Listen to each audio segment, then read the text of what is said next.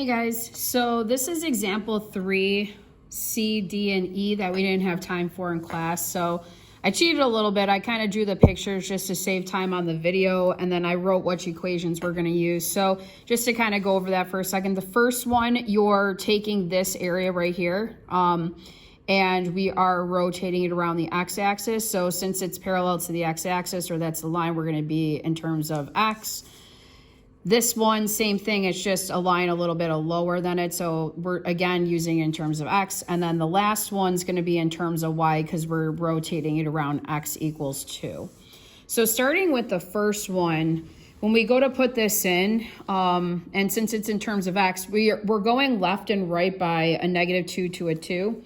So when you guys go to fill this in, you have pi times the integral from -2 to 2. Okay, the big thing I want to just kind of do with you guys is the radiuses. So for the first one, the first radius is going to be the radius of the cylinder, the outside shape, right? So from here down, since this is going from, y equals 4 down to 0, it's just 4 minus 0 or 4. So the first radius that we're going to write right here is just 4 squared. That's the outside one. The inside one's going to be whatever the equation is of this line minus 0, right? So like this minus 0 will give me that one, that one, that one, that one, that one. So in other words, it's just going to give you x squared. So then right over here, we're going to just write x squared quantity squared dx. So then from there, I did do this one by hand a little bit. So I just kind of worked it out real quick. Let's see, this would give you, so 4 squared 16 minus x to the 4th dx. And then if we integrate that, you would get 16x minus x to the 5th over 5. Oh, so we don't need this anymore. Integrated from -2 to 2. And then you got to do upper minus lower limits, right? So pi times, if I put 2 into there, I'll get 32 minus 32 over 5 minus, and it's going to be a -32 plus a 32 over 5 will be the second one. Okay, so all this still needs to be kind of parenthesized. So just so you know, I mean, you guys can break this down on your own. This ends up, the pie's still in front. You end up getting 256 over 5. So your answer is 256 over 5 pi. Okay, so then on this one, again, I kind of more or less want to make sure you guys know how to set it up. Because at this point, I'm kind of assuming you guys know how to take these integrals, whether it's with a calculator or by hand. Okay, so for this one, now we're going from y equals -1, so that changes things a little bit. So we're still going, since it's over y equals 1, we still are going from a -2 to a 2, okay? My outside radius is this length right here, okay? So this length right here, well, how do we get that? Well, it's just going to end up being 4 minus a -1. So if I do 4 minus a -1, that's my outside radius, right? So like from here to here, I just subtract the 2. That gives me the distance I need, which is actually 5, right? 4 plus 1 is 5.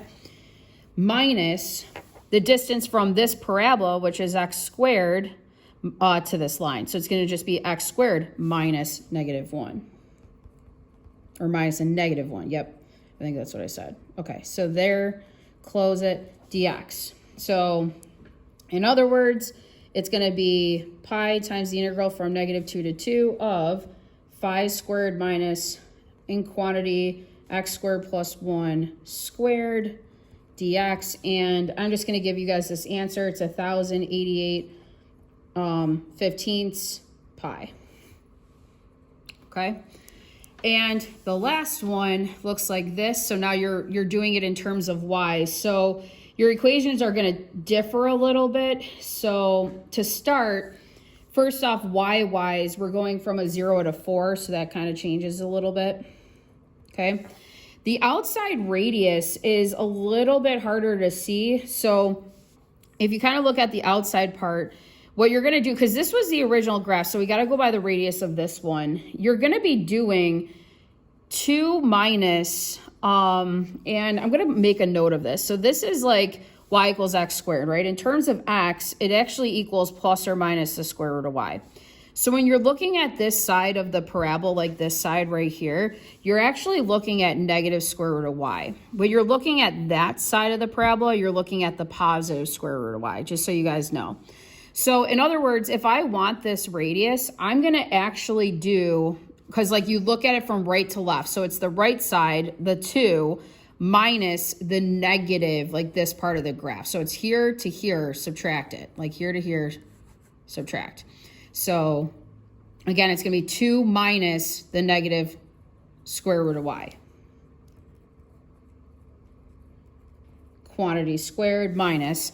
So then if you're doing the inside part, it's kind of the same thing, except now you're looking at the positive side. So this is just a positive square root of y. So you're going to do the 2 minus the positive square root of y.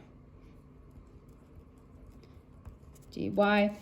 Okay, so when you get that answer, it ends up being 134.041. Okay, thanks, guys.